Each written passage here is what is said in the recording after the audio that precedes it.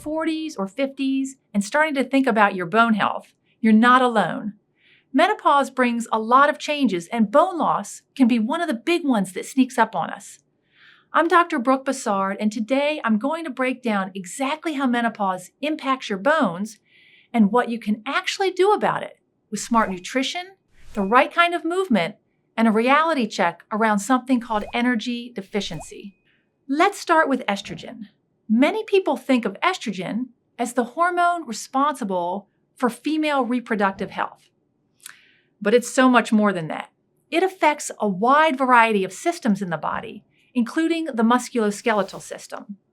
We have estrogen receptors, proteins that bind to estrogen, in our bones. So this hormone plays a major role in bone health.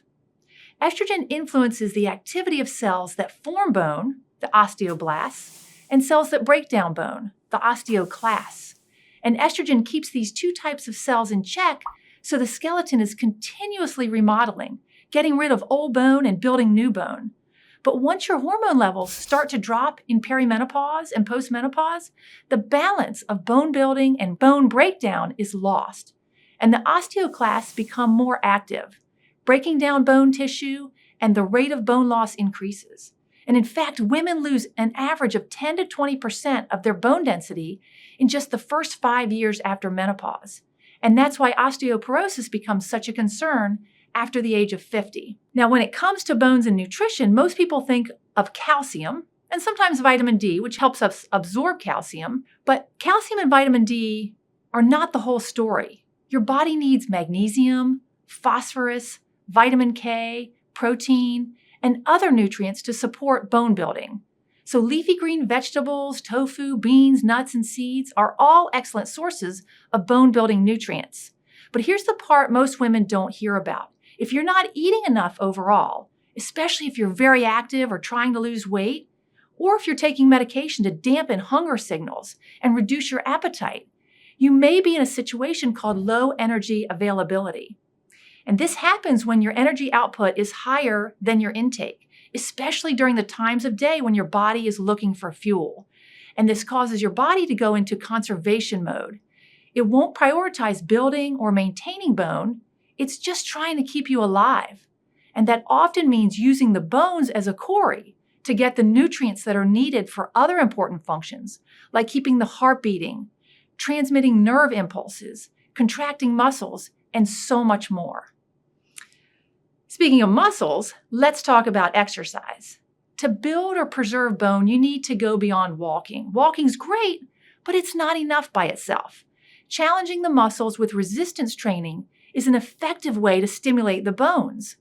Muscles attach to bones through the tendons, and when you perform strength exercises, the tendons tug on the bones, and this causes a stress that stimulates the bone to build more bone tissue. You can use resistance bands, free weights, or even body weight movements like squats, lunges, and push-ups. Now, jumping is another way to send a signal to the osteoblast to build new bone. So while strength training pulls on the bone, jumping pushes on the bone, and both create stress, which is essential for change. So small jumps, step-ups, or hopping movements are a few ways to stimulate bone growth, but you can get creative. Maybe wind back the clock and play hopscotch or jump rope. And here's the kicker. If you're doing all of this movement and still not eating enough, you could be sabotaging your bones. It's not about doing more, it's about doing it smarter.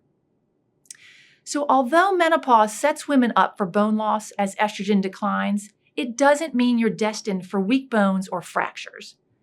Bone health is a combination of many factors, and it goes way beyond how much calcium you consume and how many steps you take. Your overall nutrition, with a variety of vitamins, minerals, and other nutrients, and a fitness plan that includes resistance training and jumping, will play a significant role in your bone health for the years ahead. So with a smart strategy, you can absolutely protect your bones and feel strong doing it.